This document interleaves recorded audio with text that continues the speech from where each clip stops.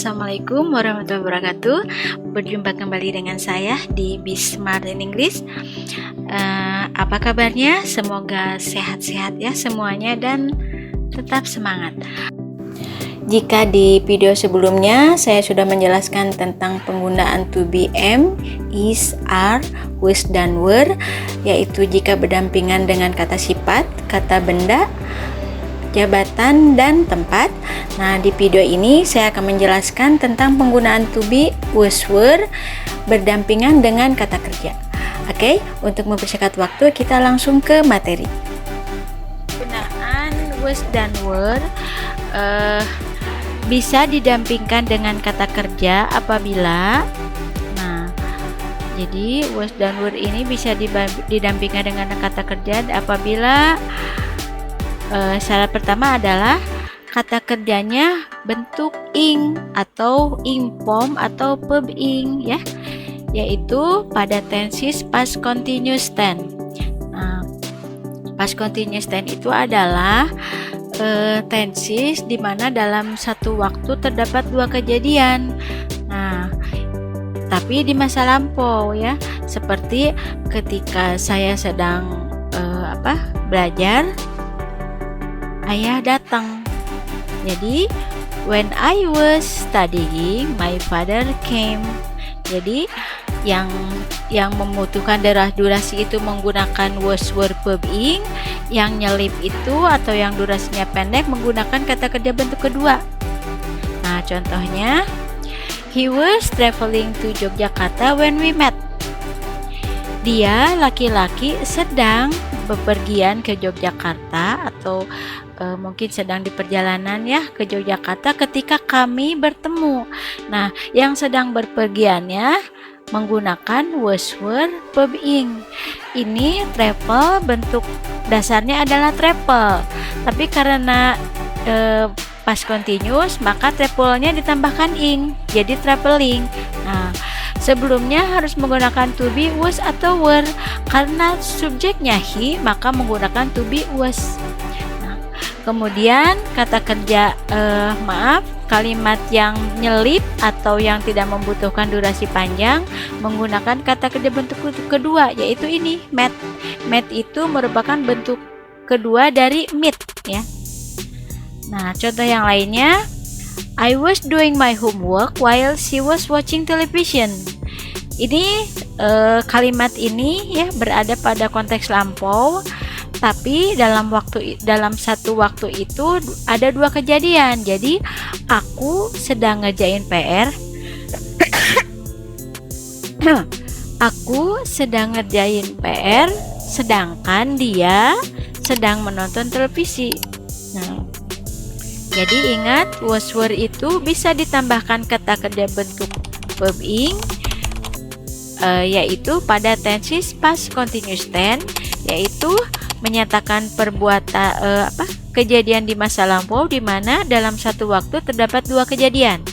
Oke, berikutnya was, were, dapat didampingkan dengan kata kerja apabila kata kerjanya bentuk ketiga atau past participle yang artinya di atau kalimat pasif dalam bentuk lampau.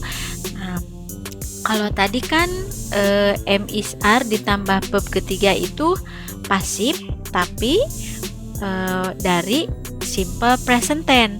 Kalau ini was, were ditambah verb ketiga adalah bentuk pasif dari past tense. Beda ya.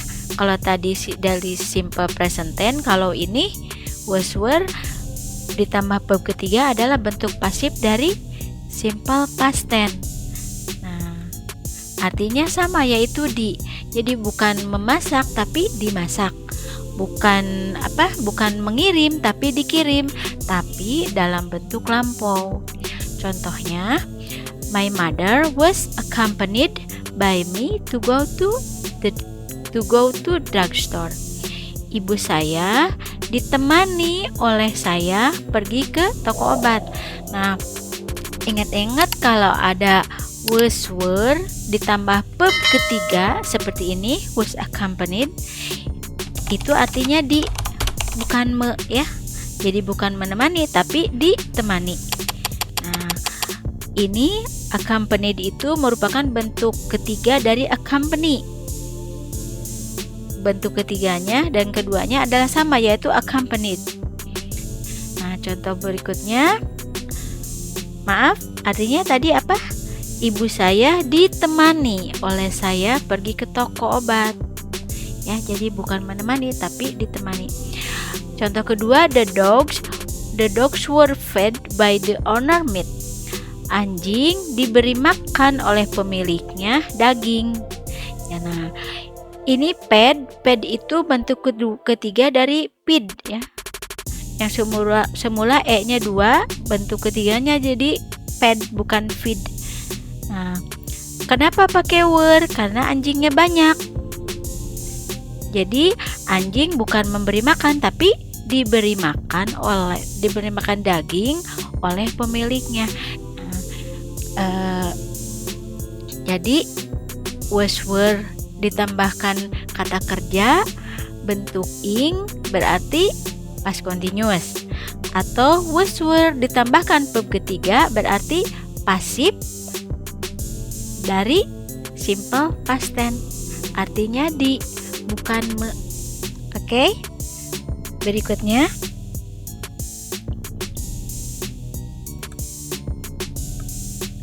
penggunaan do dan does.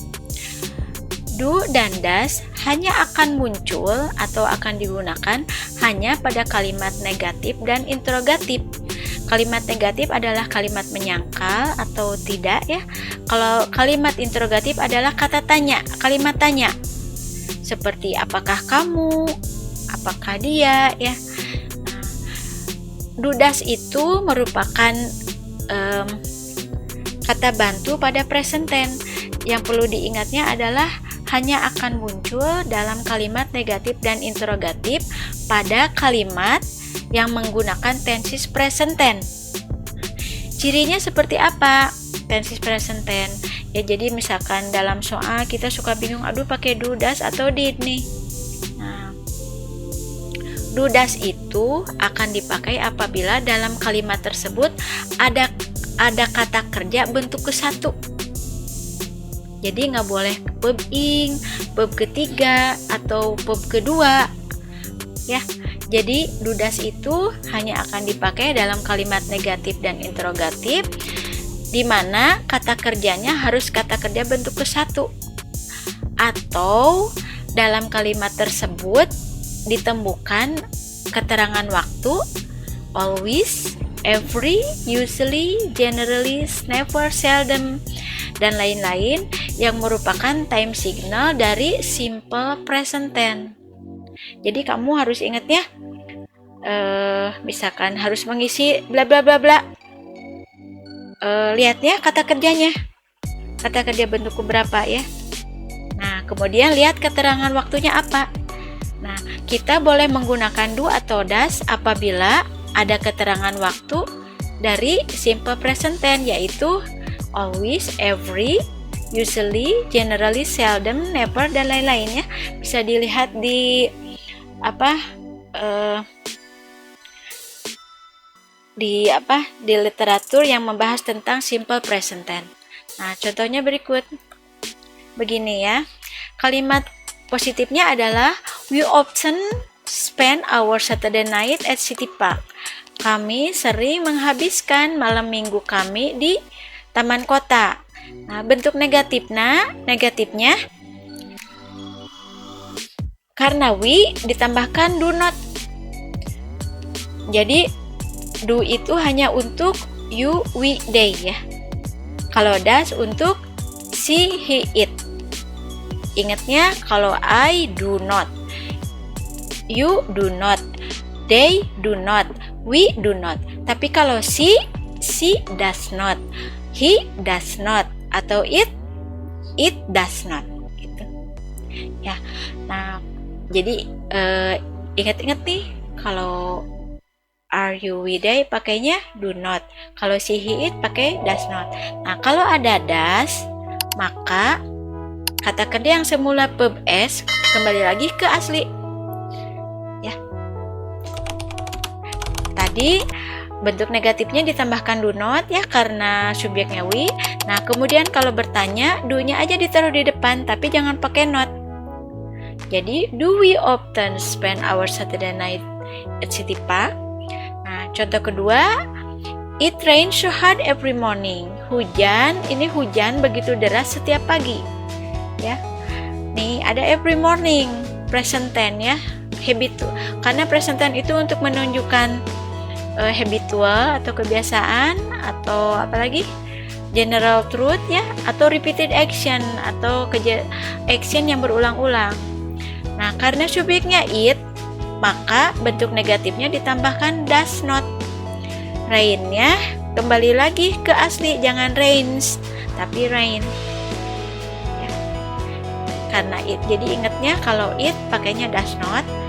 Kalau bertanya, does-nya aja disimpan di depan. Artinya sama, yaitu apakah. Jadi kalau do di depan, does di depan, artinya sama, yaitu apakah. Cuman kalau do untuk everyday, does untuk si, he, it. Tapi sama, dalam kalimat tersebut harus ada kata kerja bentuk ke-1 atau keterangan waktu dari simple present tense. Oke? Berikutnya,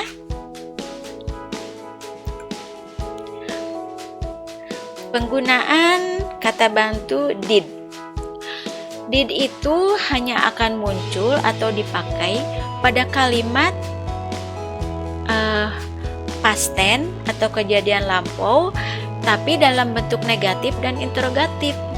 Jadi did itu dalam kalimat positif past tense nggak ada pakai did, kecuali did-nya kata kerja bentuk kedua dari do. Nah, kalau misalkan bingung, tapi kan bentuk negatif dari past tense juga sama menggunakan kata kerja bentuk ke-1, sama seperti present tense ya. Misalkan kalian bingung, sama-sama kata kerjanya bentuk ke-1, bingung nih harus pakai do, does, atau did. Nah, kita lihat ke aturan waktu atau keterangan waktu pada kalimat tersebut. Kalau keterangan waktunya adalah yesterday, last week, last year, last Sunday, atau 2 weeks ago, atau apalagi, pokoknya yang ada yesterday, last, sama ago, atau this morning ya, maka itu menunjukkan past tense. Kita harus menggunakan did apabila kalimatnya negatif dan interrogatif. Artinya sama seperti do, does ya. Did itu artinya apakah, cuman untuk menanyakan kalimat pada konteks lampau. Oke, contohnya kalimat positifnya, Risna made a cup of coffee for her guest last night. Nah, ini ada last night ya, past tense nih, pasti nih. Past tense berarti bentuk negatifnya baru ditambahkan did not. Nah, ini dalam kalimat positif kan tidak ada did not ya. Setelah Risna langsung ke kata kerja bentuk kedua. Makanya saya bilang tadi bahwa did itu hanya akan muncul apabila kalimatnya adalah kalimat negatif atau menyangkal dan kalimat interrogatif atau pertanyaan. Artinya sama, yaitu apakah.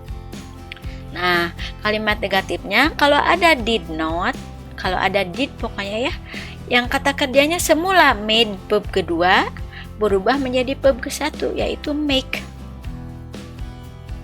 Ya. Terus kalau bertanya, did-nya ditaruh di depan baru subjek, jangan pakai not. Nah, kata kerjanya balik lagi ke verb ke-1 seperti di atas. Jadi ingat-ingatnya kalau ada did, kata kerjanya jangan verb kedua tapi verb ke-1. Nah, udah itu aja perbedaannya. Jadi yang semula Risna made a cup of coffee for her guest last night berubah menjadi Risna didn't make a cup of coffee for her guest last night. Nah, kalau bertanya, did Risna make a cup of coffee for her guest last night? Kalau Risna didn't make berarti Risna tidak membuat ya secangkir kopi untuk tamunya tadi malam. Kalau bertanya, did Risna, apakah Risna membuat secangkir kopi untuk tamunya tadi malam? Nah, oke. Gimana? Semoga mudah dipahami ya dan bermanfaat. Jika penjelasan saya memberikan manfaat dan menambah pemahaman teman-teman dalam berbahasa Inggris, silahkan like, share, dan subscribe, dan nyalakan tombol loncengnya supaya kita bisa berjumpa di video berikutnya. Oke, thanks for watching. Assalamualaikum warahmatullahi wabarakatuh.